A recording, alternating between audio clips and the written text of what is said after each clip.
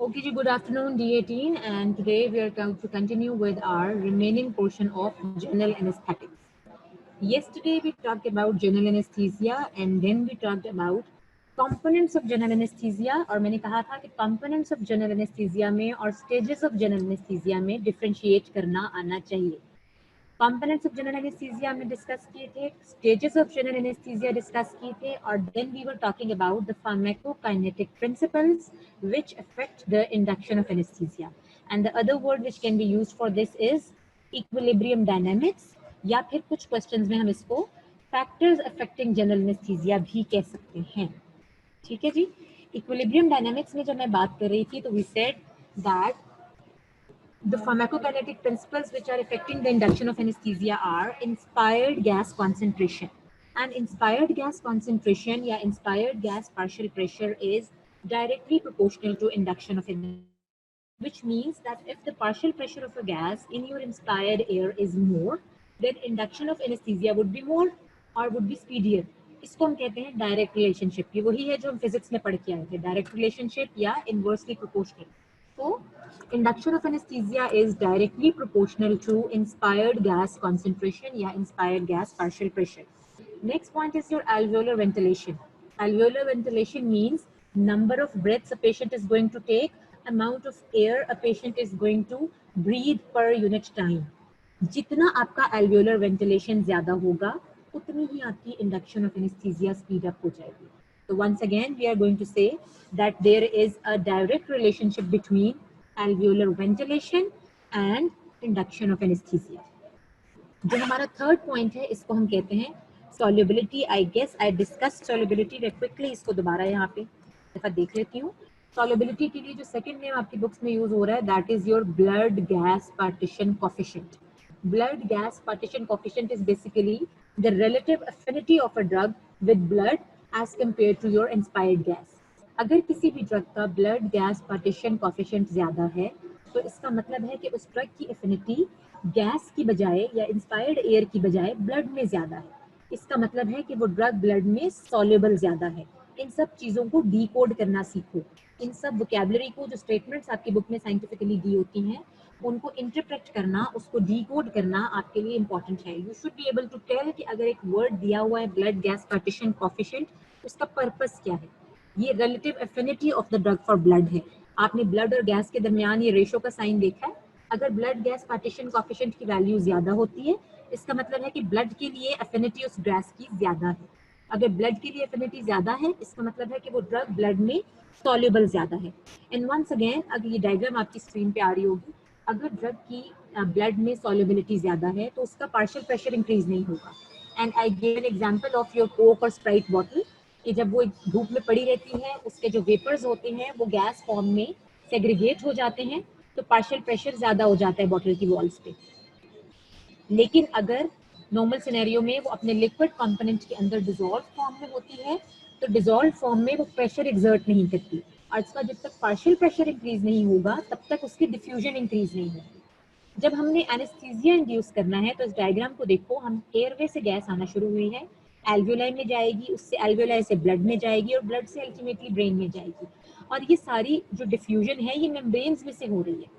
अगर आपकी गैस का पार्शियल प्रेशर ज्यादा नहीं होगा तो वो एक मेम्ब्रेन को क्रॉस करके नेक्स्ट सेक्शन में नहीं जा सकेगी. अगर गैस उस पर्टिकुलर कंपार्टमेंट के अंदर होगी, यहाँ पर हम सॉल्युबिलिटी क्योंकि ब्लड की बात कर रहे हैं तो अगर सोचो कि गैस ब्लड के कंपार्टमेंट में डिसॉल्व हो जाएगी तो ये नीचे वाले फिगर में आप देखोगे कि उसका पार्शियल प्रेशर कम हो जाएगा. पार्शियल प्रेशर कम हो जाएगा तो उसका इंडक्शन ऑफ एनेस्थीसिया कम हो जाएगा. सो हेलोथेन क्योंकि इसका ब्लड गैस पार्टीशन कोएफिशिएंट ज्यादा है, क्योंकि इसकी सॉल्युबिलिटी इन ब्लड ज्यादा है तो इसका इंडक्शन ऑफ एनेस्थीसिया कम है.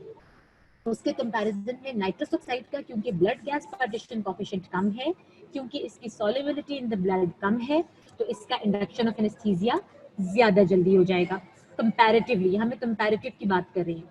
ये ना हो कि आप कंफ्यूज कर जाओ मैक से. कल हमने कहा था कि क्योंकि नाइट्रस ऑक्साइड का मैक वैल्यू ज्यादा है, उसकी पोटेंसी कम है, इसका मतलब है वो पुअर एनेस्थेटिक है. ये सारे प्रॉपर्टीज इंडिविजुअल रहते हैं और किसी भी एनेस्थेटिक की नेट वैल्यू जो है वो सारे प्रॉपर्टीज के कॉम्बिनेशन से बनती है. तो इस वक्त मैं एक प्रॉपर्टी की बात कर रही हूँ तो हम उसके कंपैरेटिव एनालिसिस में बात करेंगे कि as compare to nitrous oxide halothane कैसे बिहेव करेगी. राइट. सॉल्युबिलिटी के बाद नेक्स्ट पॉइंट था हमारा कार्डिक आउटपुट, और हमने ये बात भी कल डिस्कस की थी कि cardiac output is once again inversely related या inversely proportional to your induction of anaesthesia. जितना कार्डिक आउटपुट ज्यादा होता है उतना ही आपका एनेस्थीसिया की जो गैस है उसका डिस्ट्रीब्यूशन बॉडी में ज्यादा होता है। कार्डिक आउटपुट ज्यादा होने का मतलब है कि पूरी बॉडी के ऑर्गन्स का ब्लड फ्लो ज्यादा हो गया है, यानी आपके heart, liver, kidney, spleen, muscles, हर जगह ज्यादा ब्लड जा रहा है। जितना ब्लड वहां जा रहा है तो क्योंकि एनेस्थेटिक एजेंट भी ब्लड में प्रेजेंट है, वो सारा एनेस्थेटिक एजेंट भी इन सब एरियाज में जा रहा है। जितना एनेस्थेटिक एजेंट इन सब एरियाज में जा रहा है वो हमारे लिए वेस्ट हो रहा है, क्योंकि हमें तो उसकी कॉन्सेंट्रेशन सिर्फ सीएनएस में चाहिए। तो इसलिए कार्डिक आउटपुट ज्यादा होने से इंडक्शन ऑफ एनेस्थीसिया जो है वो कम हो जाती है, क्योंकि हमारा एनेस्थेटिक एजेंट है उसकी वेस्टिंग ज्यादा हो जाएगी। बस इतना सा स्टेटमेंट आपने याद रखना है, बाकी पैराग्राफ में कंफ्यूज नहीं होना। Try to minimise your information ताकि आप की पॉइंट्स पे फोकस कर सको और आप पूरी फार्माकोलॉजी प्रिपेयर कर सको end of the year. And the last point is your alveolar venous concentration gradient. Alveolar venous या फिर हम इसको arteriovenous concentration gradient भी कहते हैं।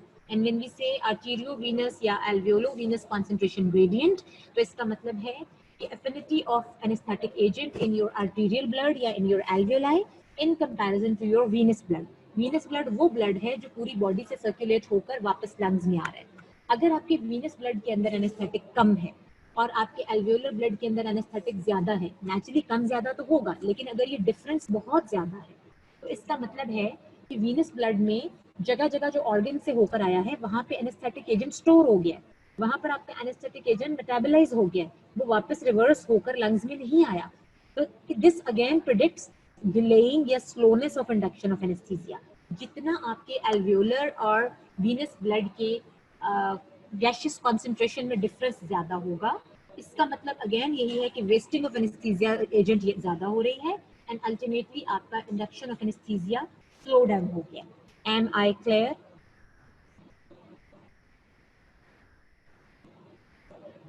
And the next point is, I don't have time to wait for you people to respond. I don't know if you're sleeping or awake. Next is your elimination. Elimination जो है वो बिल्कुल induction of anaesthesia को follow करती है।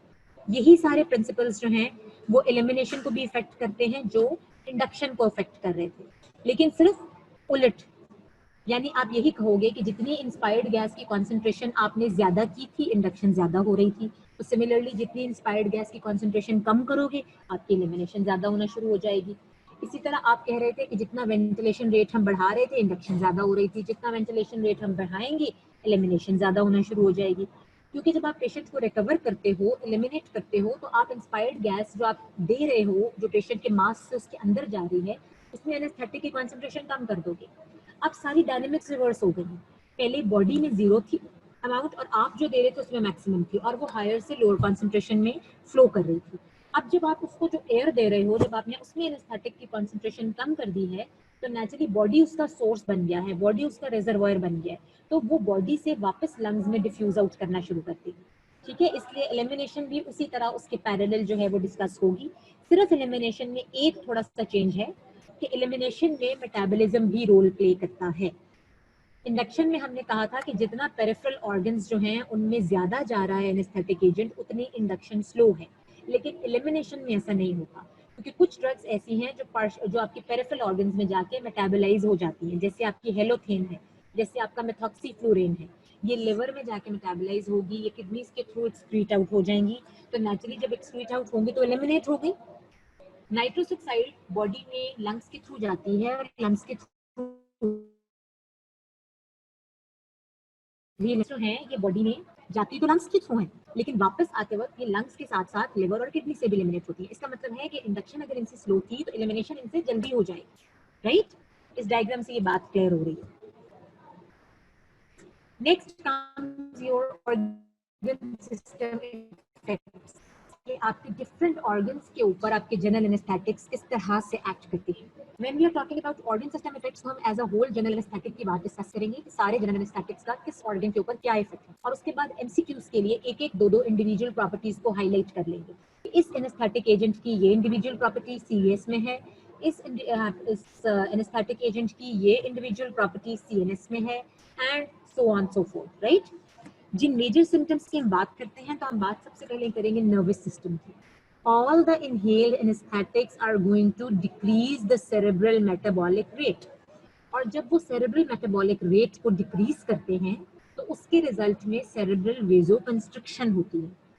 I am repeating कि जब आपका सेरेब्रल मेटाबॉलिक रेट जो आपकी बुक्स में CMR के नाम से डिनोटेड है, जब वो डिक्रीज करता है तो वेजो कंस्ट्रक्शन होती है. तो एक तरफ तो आपके एनेस्थेटिक एजेंट्स जो हैं वो CMR को डिक्रीज करके वेजो कंस्ट्रक्शन करवा रहे हैं, और दूसरी तरफ वो डायरेक्टली ब्लड वेसल्स के ऊपर एक्ट करके वेजो डायलेशन करवा रहे हैं.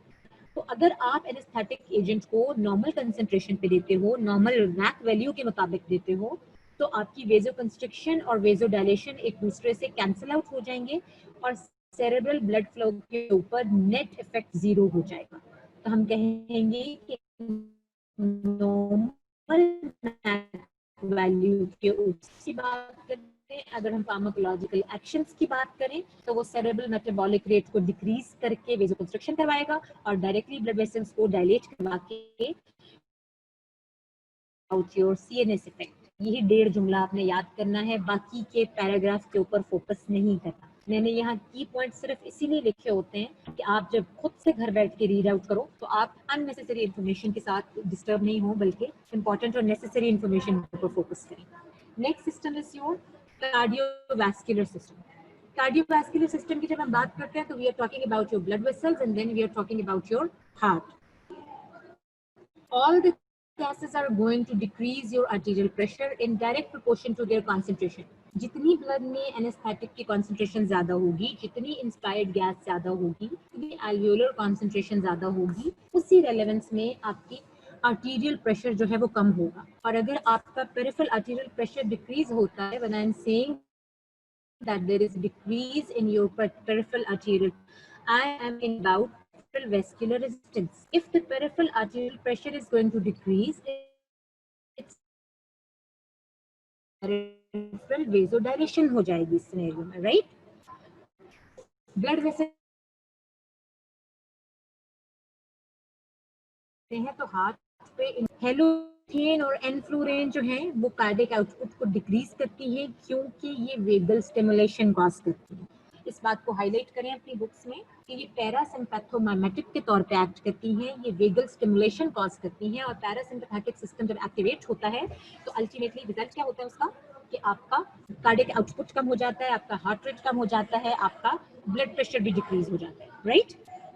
सिमिलरली उसके रिएक्शन में दूसरी बात हम देखेंगे कि आइसोफ्लोरेन, डेस्फ्लोरेन, सेवोफ्लोरेन वो सिंपली क्या कर रहे थे कि वो आपके पेरिफेरल वैस्कुलर रेजिस्टेंस जो है उसको डिक्रीज कर रहे थे, राइट? नेक्स्ट आ जाता है आपके नाइट्रस ऑक्साइड का इफेक्ट, या फिर हम कहेंगे कि दूसरा हेलोथेन और आइसोफ्लोरेन का इफेक्ट.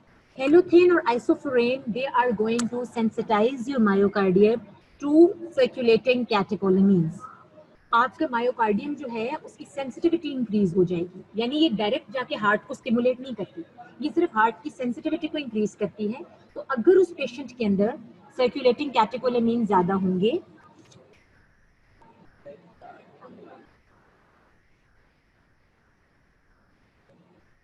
अगर उस पेशेंट के अंदर सर्कुलेटिंग कैटेकोलामीन ज्यादा होंगे तो उसका हार्ट जो है वो स्टिमुलेट हो जाएगा, ठीक है? इसलिए हम कहते हैं कि ये सेंसिटिविटी टू सर्कुलेटिंग कैटेकोलामीन्स को इंक्रीज कर रहा है.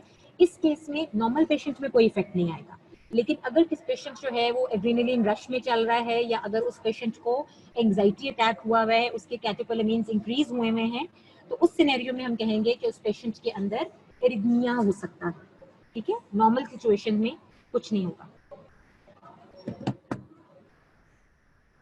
Next system is your respiratory system. Respiratory system में सिंपली आपको पता है क्योंकि हम CNS में जा रहे हैं and all the gases are your respiratory depressants, तो हम ये कहते हैं कि ये सारी की सारी गैस हैं ये आपके रेस्पिरेटरी सिस्टम को डिप्रेस करती हैं, रेस्पिरेटरी सिस्टम को स्लो डाउन करती हैं. अगर आपको कल का लेक्चर याद हो तो we talked about the stages of anaesthesia, और जब हमने स्टेजेस ऑफ एनेस्थीसिया की बात की थी तो हमने वहाँ पे 4th stage of anaesthesia study की थी, which was medullary depression.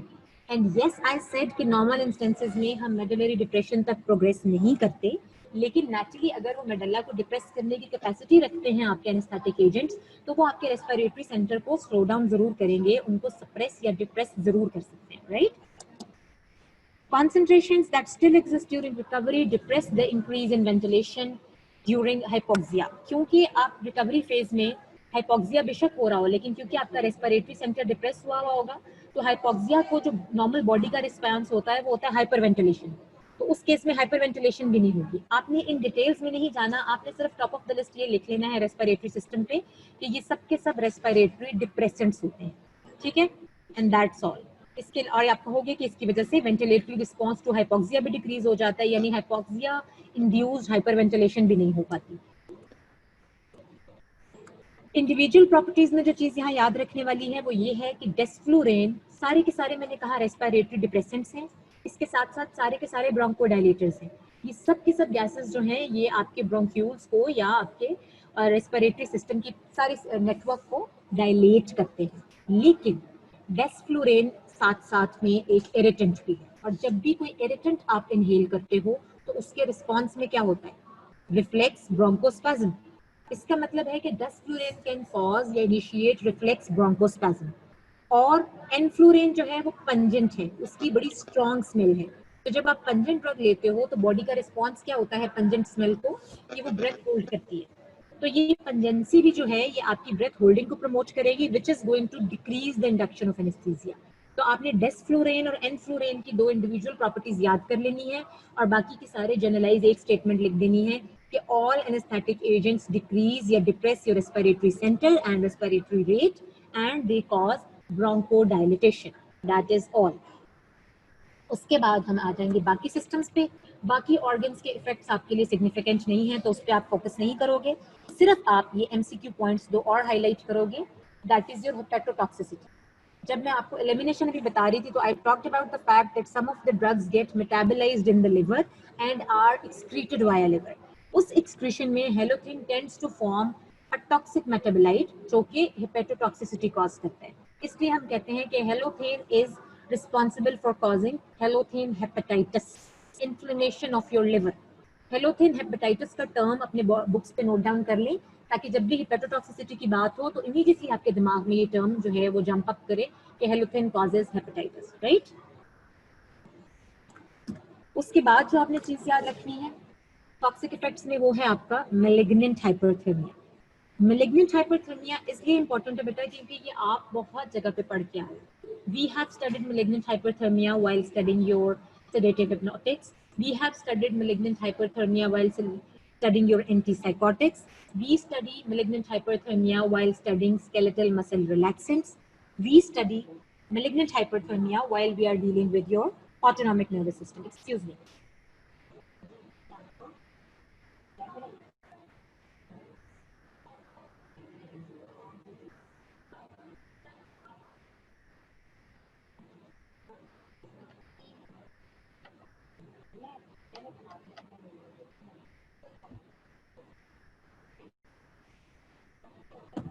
I'm sorry, I was temporarily called away. Okay. So we were talking about malignant hyperthermia. Malignant hyperthermia का एक short note आप prepare कर लो collectively अपने पास, ताकि किसी भी चैप्टर के रेफरेंस से आपको इसका क्वेश्चन आए तो आपको एग्जैक्टली पता हो कि malignant hyperthermia क्या है। आई एक्सपेक्ट कि आप इसको बाकी सब जगहों पे भी डिस्कस कर चुके हो, लेकिन मैंने ब्रीफली यहाँ पर इसको अगेन रिपीट किया है। Malignant hyperthermia is an autosomal dominant genetic disorder of skeletal muscles which occurs by inhaled agents and muscle relaxants.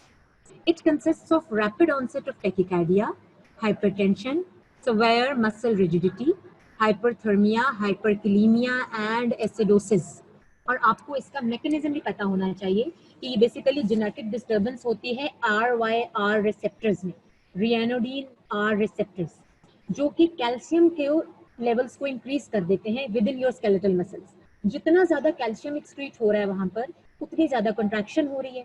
उस इंक्रीज्ड कंट्रैक्शन की वजह से आपके डिफरेंट ऑर्गन्स के ऊपर डिफरेंट इफेक्ट्स आते हैं। आपके मसल्स रिजिड हो जाएंगे, ओवरऑल पेशेंट का बॉडी टेम्परेचर ज्यादा हो जाएगा, पेशेंट टेकिकार्डिक होगा, हाइपरटेंसिव होगा, इसके साथ साथ हाइपरकैलेमिया, एसिडोसिस, ये सब रिस्पांस ऑफ मसल सेल्स है टुवर्ड्स स्टिमुलेशन। ठीक है, ये set of symptoms collectively are called malignant hypothermia. और फिर हमने याद रखना है कि ये सेट ऑफ सिम्टम्स कौन कौन सी ड्रग्स कॉज कर रही हैं। मैं रिपीट कर रही हूँ, आपकी ऑटोनॉमिक सिस्टम की ड्रग्स, आपके स्केलेटल मसल रिलैक्सेंट्स, ऑटोनॉमिक में बात कर रहे होते हैं एसिटाइलकोलिन फैमिली की, देन आपके स्केलेटल मसल रिलैक्सेंट्स, देन आपकी एंटी साइकोटिक ड्रग्स, देन आपके एंटी डिप्रेसेंट्स, एंड लास्टली आपके ये वाले ग्रुप जो कि आपके जनरल एनेस्थेटिक्स हैं। ठीक है जी। और इसके अलावा एक लास्ट इंडिविजुअल इफेक्ट है जो नाइट्रस ऑक्साइड का है, that prolonged exposure to nitrous oxide causes megaloblastic anaemia, specially in poorly ventilated dental operating suits. यानी अगर वेंटिलेशन बहुत ज़्यादा नहीं है तो नाइट्रस ऑक्साइड जो है उसकी रिटेंशन ज़्यादा हो जाती है बॉडी में। जब उसकी रिटेंशन ज़्यादा हो जाएगी तो मेगालोब्लास्टिक एनीमिया जो है वो डोमिनेट करना शुरू कर देगा। ये भी सिर्फ एमसीक्यूज के लिए इंपॉर्टेंट है, डिटेल्ड क्वेश्चंस में इसकी कोई सिग्निफिकेंस नहीं है, राइट। आप लोगों के लिए बहुत इंपॉर्टेंट है जनरल एनेस्थीसिया, इसमें से आपको 6 मार्क्स का क्वेश्चन आता है प्रॉफ में, तो you have to prepare each and every aspect आपको, क्योंकि यू नेवर नो कि आपसे क्या पूछ लिया जाए, राइट। तो इसलिए वो टॉपिक जिसकी एग्जाम वेटेज आपके लिए ज्यादा है, आपने उस पर्टिकुलर टॉपिक में से ज्यादा डिटेल्ड प्रिपरेशन करनी होती है। जब हम एएनएस और सीवीएस पढ़ रहे होते थे तो there we had less marks accounted for a large number of text, तो उसमें ये होता है कि प्रोबेबिलिटी ऑफ रेयर क्वेश्चंस कम हो जाती है। और जब थोड़ी पोर्शन में से ज्यादा मार्क्स के क्वेश्चन आने हों तो प्रोबेबिलिटी ऑफ डिफिकल्ट क्वेश्चंस जो है वो इंक्रीज हो जाती है। This is the reason that I am trying to teach general anaesthetics in depth to you people, right. Which reminds me कि सैटरडे को आपका टेस्ट है और सीवीएस का, कार्डियोवैस्कुलर सिस्टम का, उसके साथ रेस्पिरेशन बाय मिस्टेक लिखा हुआ था, I hope you have been corrected in that account. तो सीवीएस का टेस्ट है बेटा, तो आपने कार्डियोवैस्कुलर सिस्टम एंड डायूरेटिक्स उसके साथ इंक्लूडेड है। It includes your hypertension, your angina, your heart failure, your arrhythmia, and your diuretics, right? तो ये आपने प्रिपेयर करना है सैटरडे के टेस्ट के लिए। All the best for that. Any questions so far? फिर मैं next component पे जा रही हूँ, which is your intravenous anesthetics.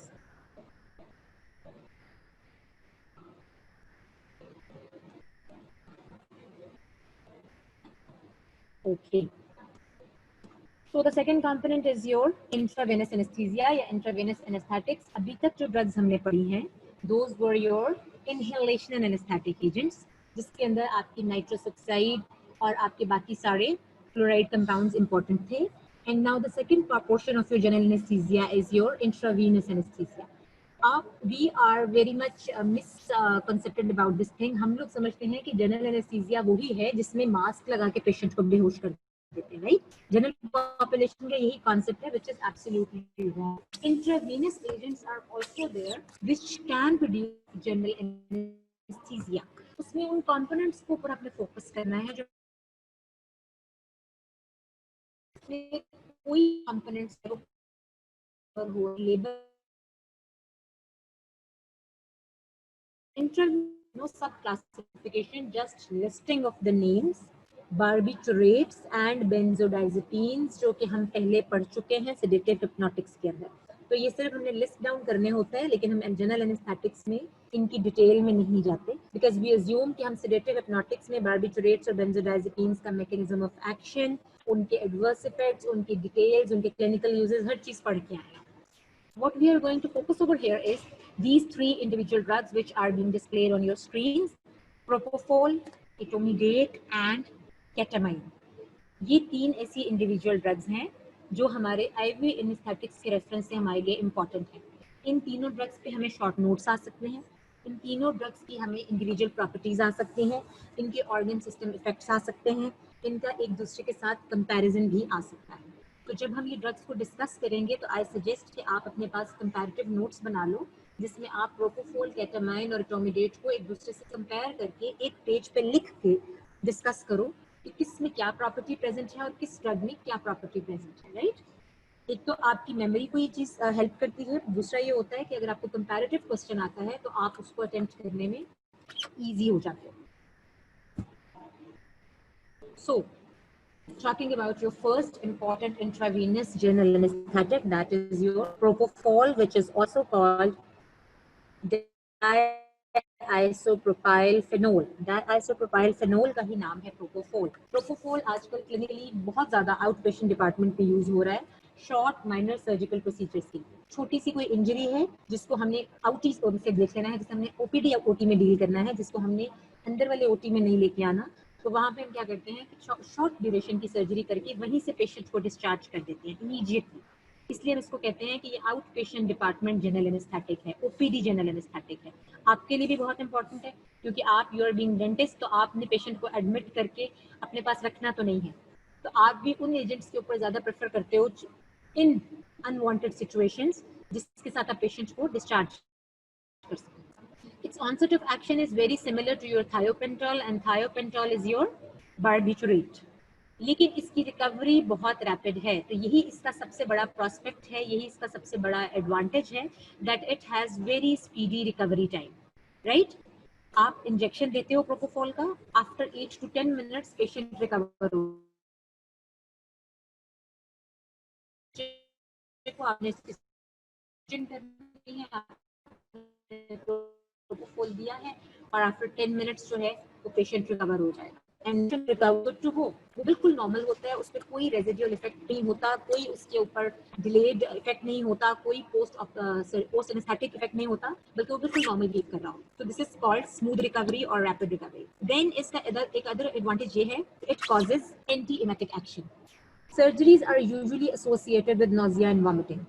So propofol has an advantage due to its anti-emetic action. Post-operative nausea and vomiting is less common with propofol. Anti-emetic का मतलब है emesis is vomiting, तो इसके अंदर ऐसी प्रॉपर्टीज हैं जिससे वॉमिटिंग कंट्रोल होती है। तो क्या होगा कि जो पोस्ट ऑपरेटिव नोजिया और वॉमिटिंग है वो ऑटोमेटिकली कंट्रोल हो जाएगा, उसके लिए हमें कोई और एंटी एमेटिक एजेंट साथ में नहीं देना।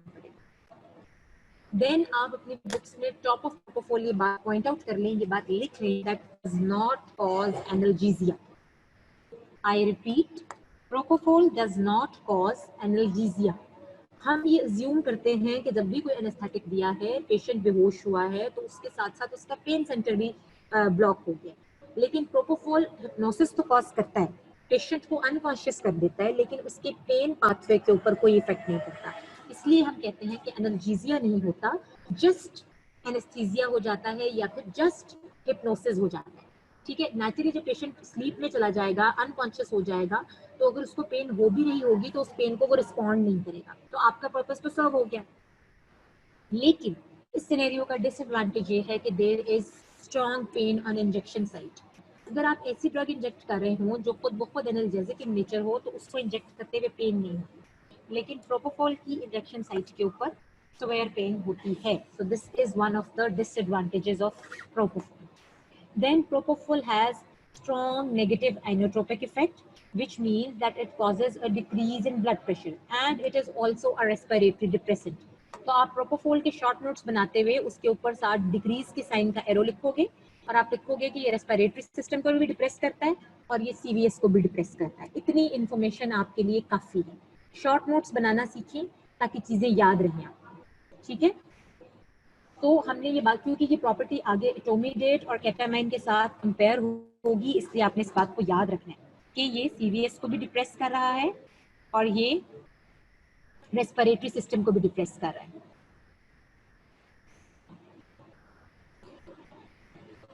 ओके, अब आ जाएंगे mechanism of action. Yesterday I discussed all the different mechanisms of action of your general anesthetics, और मैंने कहा था कि इसमें primary mechanism of action GABA suppression है, GABA promotion है। GABA which is your inhibitory neurotransmitter, आपकी general anaesthetic agents GABA mimetic action produce करते हैं, GABA चैनल्स को ओपन करते हैं, GABA के रोल को एनहांस करते हैं और ओवरऑल आपके CNS में इनहिबिशन प्रोड्यूस करते हैं, एक्सेप्ट फॉर केटामाइन जो कि NMDA एक्टिवेटेड रिसेप्टर्स को ब्लॉक कर रहा है।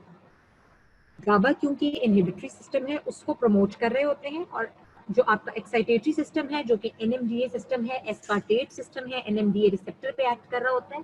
NMDA रिसेप्टर को आपने ब्लॉक करना है ताकि NMDA मीडिएटेड एक्साइटेशन ब्लॉक हो जाए, और ये NMDA मीडिएटेड एक्साइटेशन ब्लॉकेज सिर्फ केटामाइन करता है और कोई एनेस्थेटिक नहीं करता। तो ये केटामाइन की एक इंडिविजुअल प्रॉपर्टी होगी, हम वहीं पर पढ़ेंगे।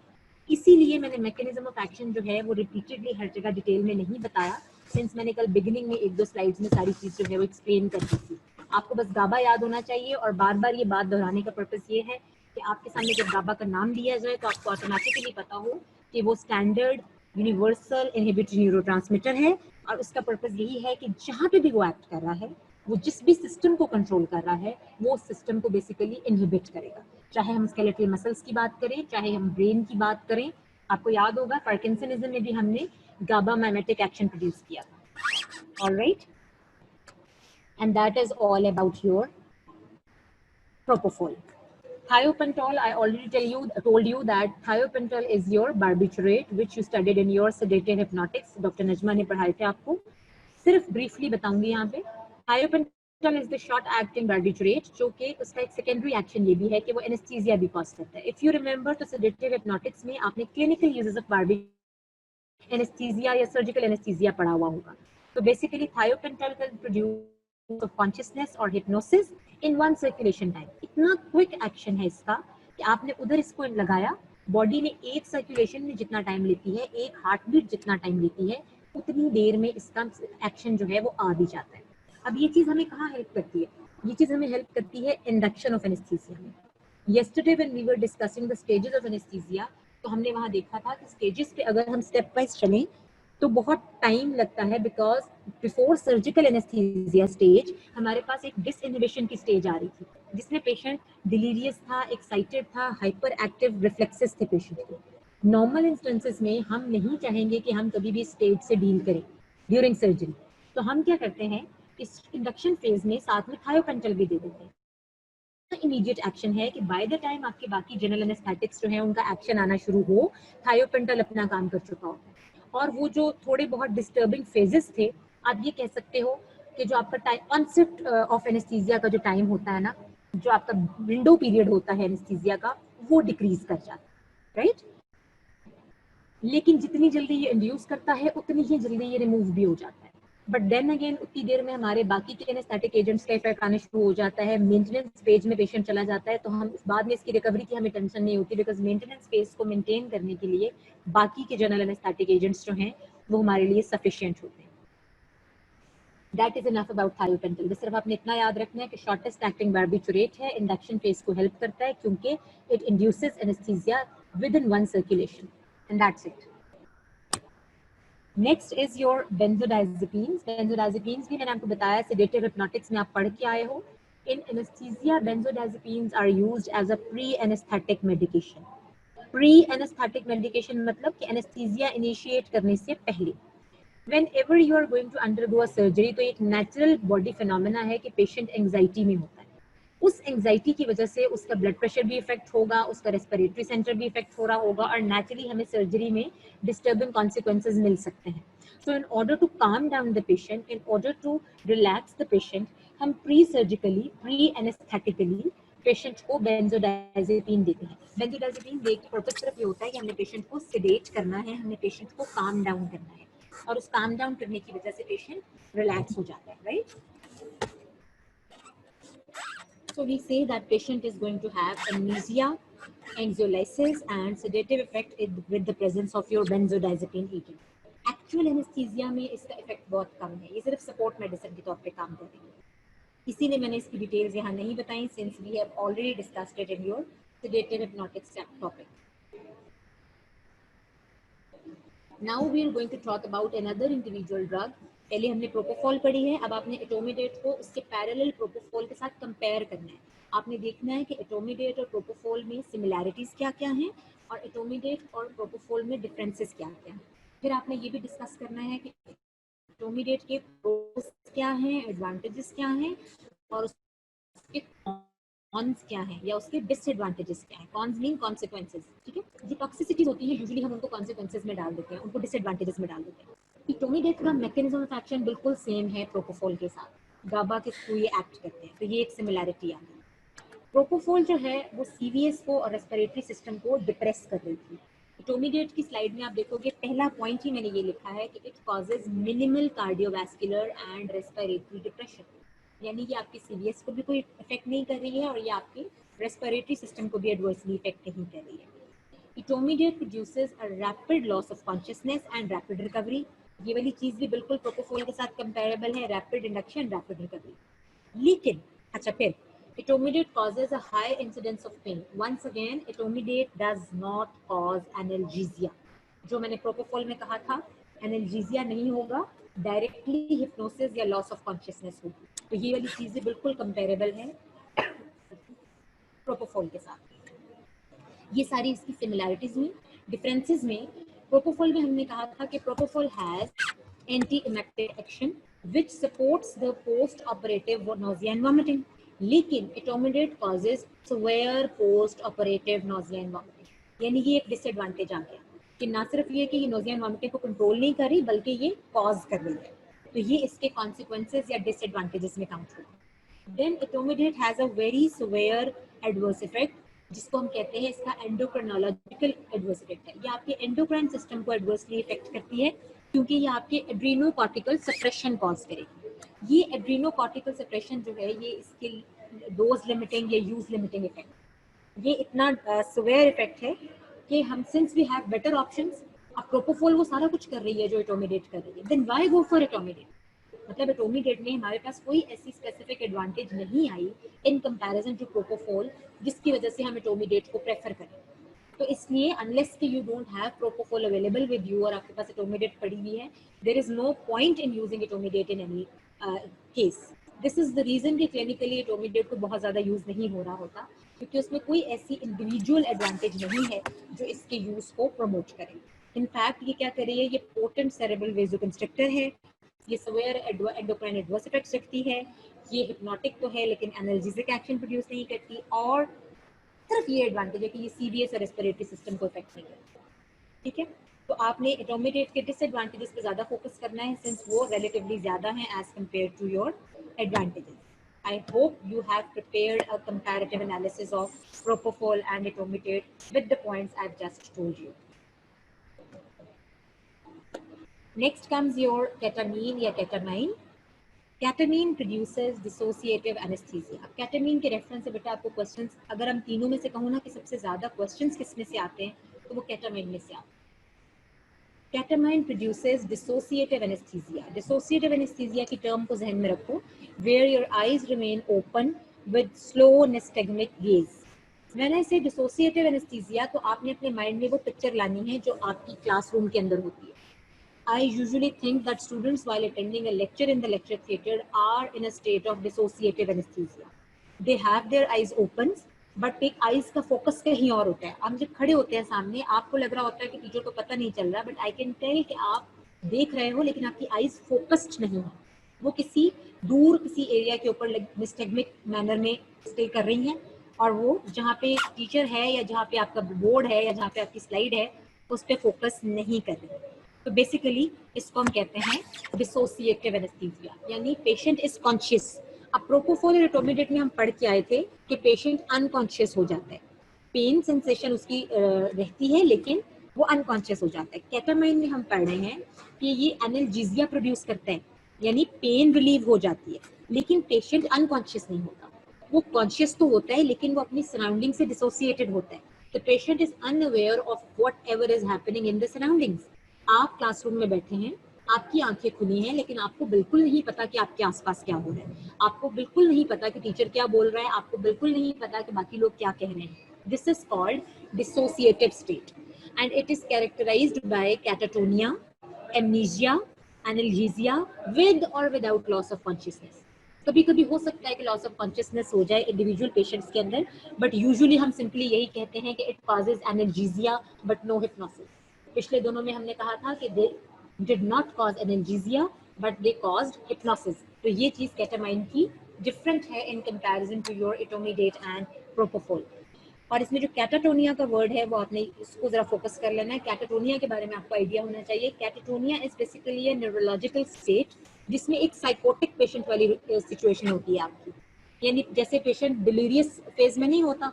अब मेंटली अपसेट पेशेंट को देखिए, शिजोफ्रेनिक पेशेंट्स को देखिए, अनलेस कि वो हाइपर स्टेट में हो, जब वो नॉर्मली कहीं बैठे हुए होते हैं तो वो अपनी सराउंडिंग से डिसोसिएटेड होते हैं, वो रिस्पॉन्ड नहीं करते, वो ओवरऑल एजिटेटेड जरूर होते हैं लेकिन वो आपके नॉर्मल क्वेश्चंस को नॉर्मल रिस्पॉन्स नहीं दे रहे होते. हीट और कोल्ड को रिस्पॉन्ड नहीं करते, यानी सर्दी गर्मी का पता नहीं चल रहा होता, अच्छे बुरे का पता नहीं चल रहा होता. तो बेसिकली इसको हम कहते हैं a state of catatonia, right. And then again नीचे वही वाला पॉइंट रिपीट हुआ है that ketamine is the only intravenous anaesthetic that possesses the analgesic properties among these three.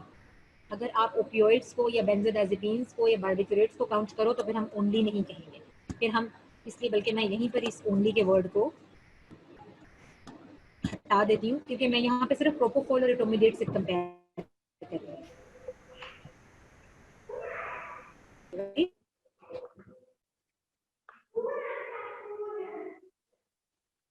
To your propofol and etomidate and all the general anesthetics, वो सबके सब GABAergic थे, गाबा को प्रमोट कर रहे थे, जबकि ये एनएमडीए को ब्लॉक कर रहा है। इट एक्ट्स बाय इनहिबिशन, क्या होगा, इनहिबिशन। लेकिन अब इंक्रीज कर रही है, तो मैंने आपसे कहा था जॉब पे डाउनवर्ड एरो के साथ डिटेक्ट करो सीवीएस को और आप respiratory system had no effect on your CVS and respiratory system as ketamine as CVS stimulant action, ये आपके कार्डियोवैस्कुलर सिस्टम को स्टिमुलेट कर सकता है। अब ये चीज हमें कहाँ हेल्प करेगी? अगर आपके पास कोई ऐसा पेशेंट है जिसका कार्डिक रिजर्व कम है, जिसका ब्लड वॉल्यूम कम है, जो हाइपोटेंशन में चला जाता है, जो लो बीपी में रहता है, ऐसे पेशेंट को सर्जरी में फर्दर हाइपोटेंशन में प्रोग्रेस करने के चांसेस होते हैं। उसको अगर आप केटामाइन दोगे तो नेचुरली वो सीवीएस स्टिमुलेंट इफेक्ट जो है वो हेल्पफुल साबित होगा उस पेशेंट के लिए, ठीक है। अदर देन दैट आप ये करोगे कि नॉर्मल पेशेंट्स के अंदर आप जो है वो पेशेंट जो सिंपैथेटिक ओवर डिस्चार्ज में चल रहे हैं या वो पेशेंट जिनको ऑलरेडी हाइपरटेंशन का प्रॉब्लम है, उन पेशेंट्स में आप केटामाइन को इफेक्ट अवॉइड करोगे क्योंकि ये सीवीएस स्टिमुलेशन जो है ये हाई ब्लड प्रेशर और एरिथमिया कॉज कर सकती है। हाँ, चिल्ड्रन में केटामाइन इज सेफ क्योंकि छोटे बच्चों में, क्योंकि नॉर्मल इंस्टेंसेस में आपका सीवीएस बिल्कुल नॉर्मल स्टेट में होता है, तो उसमें अगर थोड़ी बहुत सीवीएस स्टिमुलेशन हो जाए तो हमारे लिए इतनी प्रॉब्लमैटिक नहीं होती। तो ये डिपेंड करता है पेशेंट टू पेशेंट कि हमने केटामाइन के जो इंडिविजुअल प्रॉपर्टी है वो हमें किस फॉर्म में चाहिए। इधर वो हमें हेल्प कर रही है तो नेचुरली हम केटामाइन को सिलेक्ट कर लेंगे, अगर वो हमें कोई नुकसान नहीं पहुंचा रही देन अगेन हम केटामाइन को सिलेक्ट कर सकते हैं। एंड थर्डली अगर वो एडवर्सली इफेक्ट कर रही है तो that is a Contra indication of ketamine. ये सब हम कैसे डिटरमिन करते हैं? हम सिर्फ उसकी प्रॉपर्टीज को याद करेंगे, आप सिर्फ मेमोराइज करोगे कि ये सीवीएस सिस्टम को स्टिमुलेट करता है और नेचुरली फिर क्योंकि अल्लाह ताला ने आपको एक ब्रेन दिया है, if you get a scenario तो आप उस चीज़ को यूज़ कर सकते हो कि ये चीज़ यहाँ पे मुझे हेल्प कर रही है या ये चीज़ मुझे यहाँ पर तंग कर रही है या फिर इस चीज़ के होने या ना होने से कोई फर्क नहीं पड़ा, और उसके अकॉर्डिंगली आप अपनी ड्रग को सिलेक्ट करते हो, right. Then comes another question जिसको हम कहते हैं adverse effect of ketamine. Ketamine produces post-operative emergence phenomena. I don't know which book you are following, लेकिन अगर आपकी बुक में emergence phenomena नहीं दिया हुआ, सिर्फ adverse effects दिए हुए हैं, तो वहाँ पर emergence reaction या emergence phenomena लिख लो। emergence phenomena का मतलब है recovery phase का phenomena। जब पेशेंट, मैंने कल भी कहा था कि जितनी इंडक्शन ऑफ एनेस्थीसिया इंपॉर्टेंट होता है उतना ही रिकवरी फ्रॉम एनेस्थीसिया भी इंपॉर्टेंट होता है। तो आपने सिर्फ यही नहीं देखना होता एनेस्थेटिक एजेंट सिलेक्ट करते हुए कि वो इंडक्शन कितनी अच्छी करता है, बल्कि हमने ये भी देखना होता है कि ये रिकवरी फेज में कैसे बिहेव करेगा।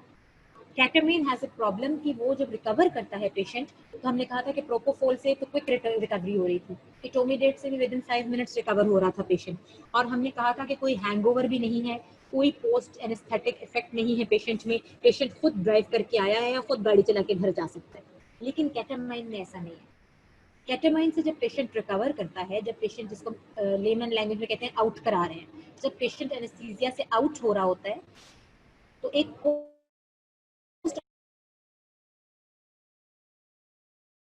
में उसको सेंसरी और परसेप्चुअल इल्यूजन्स होते हैं, यानी आप उसके सामने खड़े हो गए एंड पेशेंट विल अज्यूम कि शायद उसकी कोई फैमिली मेंबर खड़ा हुआ है, ठीक है। किसी पेशेंट को हेलुसिनेशंस होना शुरू हो जाएंगी, पेशेंट डिसोरिएंटेड होगा, उसको ये नहीं पता होगा स्पेस एंड पर्सन में प्रेजेंट है, वो कहाँ पर है, वो क्यों है, ये सब बातें वो भूल, प्लस उसका जो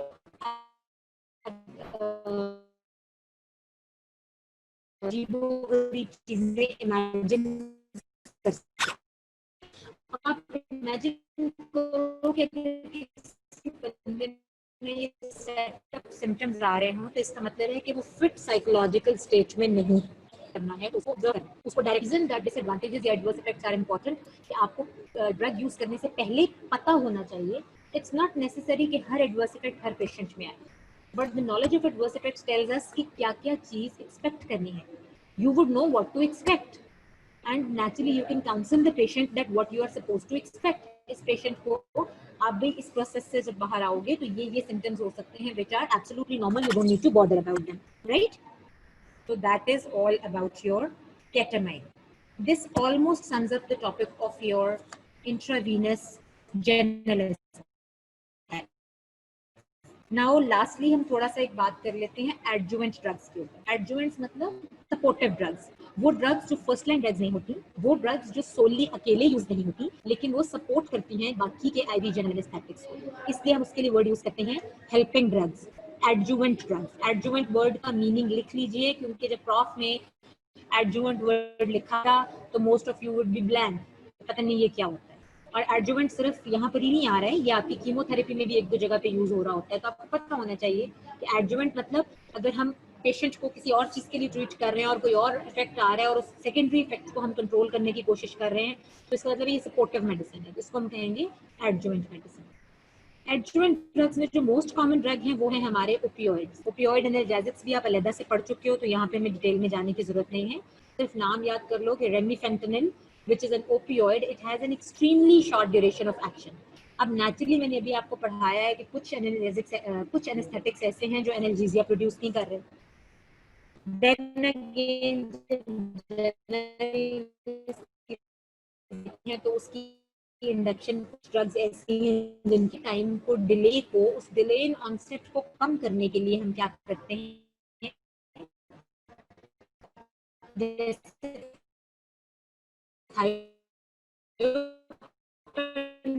यूज किया था उसी तरह हम ओपियोइड एनाल्जेसिक भी यूज कर सकते हैं. ये बिल्कुल शॉर्ट ड्यूरेशन, इमीडिएटली पेशेंट होगा, इसका इफेक्ट उतनी देर में वेयर ऑफ हो जाएगा, और इसी का रोल जो है वो आपका जनरल एनेस्थेटिक एजेंट टेकअप करने का, राइट? तो इसीलिए हम कहते हैं कि एजेंट्स में पढ़ोगे antipsychotic agents, then again they are also a support medicine. Ketamine symptoms आए तो बेसिकली दूसरा ये होता है कि साइकोसिस क्योंकि हाइपर एक्टिविटी ऑफ ब्रेन से रिलेटेड है, तो एंटीसाइकोटिक्स का भी अगर हम उनके एडवर्स इफेक्ट्स देखेंगे तो आप देखोगे कि कामिंग इफेक्ट है, हिप्नोटिक इफेक्ट है, उस इफेक्ट की हम लेते हैं. और अगर हम एंटीसाइकोटिक एजेंट्स को एनेस्थीसिया में यूज करें, एंटीसाइकोटिक एजेंट्स हैं उनको न्यूरोलेप्टिक्स कहते हैं. When we use neuroleptic agent in support of general anesthetic agent, उस type of anesthesia को हम कहते हैं neurolept anesthesia. neurolept anesthesia पे MCQ आ सकता है, neurolept anesthesia की definition SCQ में आ सकती है, तो इसलिए याद रखिए there is a combination of nitrous oxide जो क्या along with opioid. इस combination of general anesthesia को हम कहते हैं neurolept anesthesia. As it's self-explanatory, जिस anesthesia में neuroleptic added होगा वो neurolept anesthesia होगा. लास्टली बिल्कुल आखिरी ड्रग है हमारे पास, वो मिडाजोलैम है, जो कि आपके बेंजोडाइजेपिन्स में मैंने पढ़ाई थी, और ये भी एडजुवेंट ड्रग्स में काउंट होती है क्योंकि ये प्री एनेस्थेटिक मेडिकेशन है.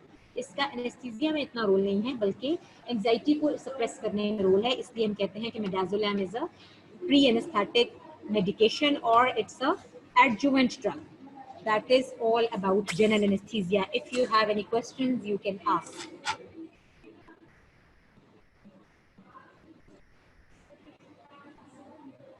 No questions? Highly intelligent class. और उसके बाद जब टेस्ट होता है तो परफॉर्मेंस 0 हो जाती है.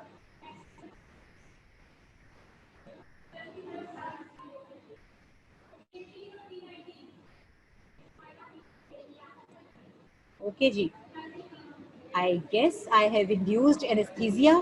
कोई रिस्पॉन्स नहीं आ रहा. हाँ, डिसोसिएटिव कैटाटोनिक स्टेट में चले गए हैं सब बच्चे, केटामाइन का इंजेक्शन लग गया.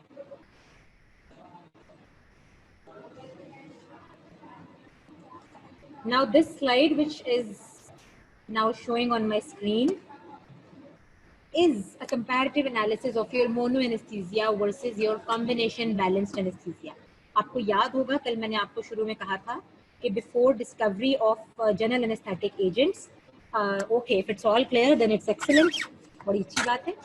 जब हमने कहा था कि जब जनरल एनेस्थेटिक एजेंट्स डिस्कवर नहीं हुए थे तो प्रीवियसली सिंगल ड्रग्स या सिंगल ड्रग एक्सट्रैक्ट्स या प्लांट एक्सट्रैक्ट्स यूज हुए थे एनेस्थीसिया। मैंने एग्जांपल दी थी कि इसमें ईथर यूज हो रहा है। सिंगल का क्या प्रॉब्लम है कि वो स्टेप वाइज काम करता है। जब आप ईथर देते हो तो पहले वो सेंसिटिविटी कम करेगा पेन की, आहिस्ता आहिस्ता कॉन्शियसनेस जाएगी, उसके बाद आहिस्ता आहिस्ता मसल रिलैक्सेशन होगी और फिर अल्टीमेटली आपका पैरालिसिस ऑफ रेस्पिरेटरी सेंटर या अदर वाइटल सेंटर्स होना शुरू हो जाएगा। अब ये सारे स्टेप्स अचीव करने के लिए आपको बहुत हाई डोज देनी पड़ेगी, और जब आप हाई डोज दोगे तो चांसेस होते हैं कि पेशेंट रिवर्ट ही ना हो, पैरालिसिस ऑफ वाइटल सेंटर्स हो जाए और पेशेंट रिकवर ना हो। तो बेसिकली ये डिसएडवांटेज है। अगर आप कॉन्शियसनेस पहले चली गई है, मसल रिलैक्सेशन नहीं आई, पेशेंट बेहोश हो गया, आपने कहा फाइन एनेस्थीसिया हो गया, मसल्स उसके रिलैक्स नहीं हुए, अगर आपने मसल रिलैक्सेशन अचीव करने के लिए और एनेस्थेटिक दे दिया तो उतनी देर में उसकी रेस्पिरेशन डिप्रेस हो गई, तो ये प्रॉब्लमेटिक होता है। इंक्रीज डोज से एडवर्स इफेक्ट्स की प्रोबेबिलिटी ज्यादा होती है। इस मोनोथेरेपी के प्रॉब्लम्स को खत्म करने के लिए जो हम लोगों ने सोल्यूशन निकाला है that is called balanced anaesthesia.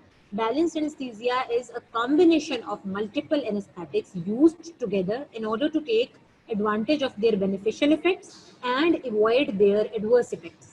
इसको जिस मर्जी जुमले में लिख लो, लेकिन मकसद यही है कि उनकी खूबियों का फायदा उठाना है और उनके नुकसानात से बचना है। अब ये देखो जो दूसरी पिक्चर है वो कॉम्बिनेशन थेरेपी दिखा रही है। अब हमने क्या किया कि हमने एक ही एनेस्थेटिक से ये सारी स्टेजेस, एक तो ये कि बहुत सी ड्रग्स ऐसी हैं जो सारे कंपोनेंट्स ऑफ एनेस्थीसिया को फुलफिल ही नहीं करती, इन केस वो फुलफिल कर भी दें तो वो हमारे लिए डेंजरस है। तो हम क्या करते हैं, हम हर डिफरेंट कंपोनेंट ऑफ एनेस्थीसिया के लिए डिफरेंट एजेंट सेलेक्ट कर लेते हैं। हम अनकॉन्शियसनेस के लिए हालुकिन या प्रोपोफोल सेलेक्ट कर सकते हैं, हम मसल रिलैक्सेशन के लिए specifically skeletal muscle relaxant select कर लेते हैं जो सिंपली मसल रिलैक्सेशन कराएगा, और हम पेन सेंसेशन को ब्लॉक करने के लिए ओपियोइड या नाइट्रस ऑक्साइड यूज कर लेते हैं। हम देख रहे थे ना कि कुछ एनेस्थेटिक्स पेन रिलैक्सेशन नहीं कर रहे थे, तो हमने उसके लिए एनाल्जेसिक एजेंट्स जो हैं वो सेपरेटली सेलेक्ट कर दिए। सिमिलरली ये नेक्स्ट पिक्चर दिखाती है कि कैसे हम प्रोग्रेस करते हैं स्टेप वाइज एनेस्थीसिया में। कुछ ड्रग्स हैं जिनको हम प्री मेडिकेशन के लिए यूज करते हैं, यानी एनेस्थीसिया से पहले पेशेंट को काम डाउन करने के लिए, उसकी एंजाइटी को कंट्रोल करने के लिए, उसकी पेन को कंट्रोल करने के लिए, उसके ऑटोनॉमिक सिस्टम को स्टेबलाइज करने के लिए, तो वो हो जाती है हमारी प्री मेडिकेशन। उसके बाद इंडक्शन फेज में आप देखोगे कि मैक्सिमल ड्रग्स हैं, 1 2 3 4 5 ड्रग्स हैं। क्यों? क्योंकि इंडक्शन फेज में हम चाहते हैं कि इमीडिएटली हमें सारे कंपोनेंट्स अचीव हो जाए, ठीक है, एनाल्जेसिया भी मिल जाए, मसल रिलैक्सेशन भी हो जाए, एमनीजिया भी हो जाए, अनकॉन्शियसनेस भी हो जाए, इसलिए हम एक सेट ऑफ ड्रग्स देते हैं। उनमें से कई ड्रग्स ऐसी हैं जिनका बहुत शॉर्ट ड्यूरेशन ऑफ एक्शन है, जिनका काम सिर्फ जो है वो इमीडिएट इफेक्ट तक था। उसके बाद मेंटेनेंस फेज में जो हमारी स्लो एक्टिंग ड्रग्स हैं वही ये सारे काम कर सकते हैं, क्योंकि वो ड्रग्स जो मल्टीपल कंपोनेंट्स ऑफ एनेस्थीसिया को फुलफिल करती हैं उनका ऑनसेट ऑफ एक्शन का स्लो होता है, उनका ऑनसेट ऑफ एक्शन आने में टाइम लगता है और हम इतना टाइम अफोर्ड नहीं कर सकते, तो इसलिए हम इंडक्शन फेज में ज्यादा ड्रग्स दे देते हैं, मेंटेनेंस में कम कर देते हैं। एंड देन जब पेशेंट्स को रिकवर करते हैं तो हमने उस वक्त भी स्केलेटल मसल रिलैक्सेशन को रिकवर करने के लिए न्यूरोमस्कुलर ब्लॉकर दे दिया। अब आपने पेशेंट की सर्जरी क्यों एनेस्थीसिया दिया था? पेन को प्रिवेंट करने के लिए। नेचुरली जब एनेस्थीसिया वेयर ऑफ होगा तो पेन वापस आ जाएगी, उस पेन को कंट्रोल करने के लिए हम क्या करेंगे, कोई भी सेपरेट एनाल्जेसिक एजेंट दे देंगे, कोई ओपियोइड दे देंगे, कोई एनसेड दे देंगे, ताकि जब पेशेंट रिकवर हो तो वो उठते साथ ही पेन के साथ येल्प ना करना शुरू कर दे, बल्कि वो स्टेबल कंडीशन में रहे। ये हम कहते हैं रिकवरी की medicine, and this completes your regimen for your balanced anaesthesia. Thank you very much. Any questions? By the time I sort my things out, you can ask me any question you want.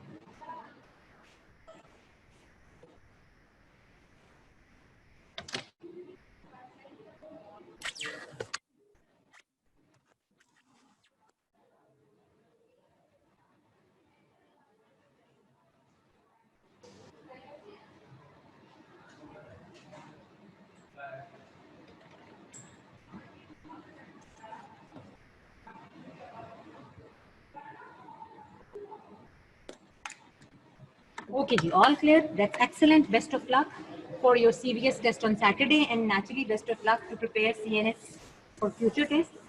साथ साथ पढ़ लो, साथ साथ at least notes बना लो, ताकि जब आपका test आए तो पढ़ना तो आपने पिछली रात होता है, लेकिन एग्जैक्टली पता हो आपको कि आपने क्या पढ़ना है। इसलिए try to prepare short notes. Dental के बच्चों के लिए शॉर्ट नोट्स प्रिपेयर करना बहुत ज़रूरी है, क्योंकि end of the day failure percentage ज़्यादा इसीलिए होती है कि आप अननेसेसरी इन्फॉर्मेशन गैदर अप कर लेते हो और इंपॉर्टेंट चीज़ों पे फोकस नहीं करते हो। Alright, thank you very much, अल्लाह हाफिज़।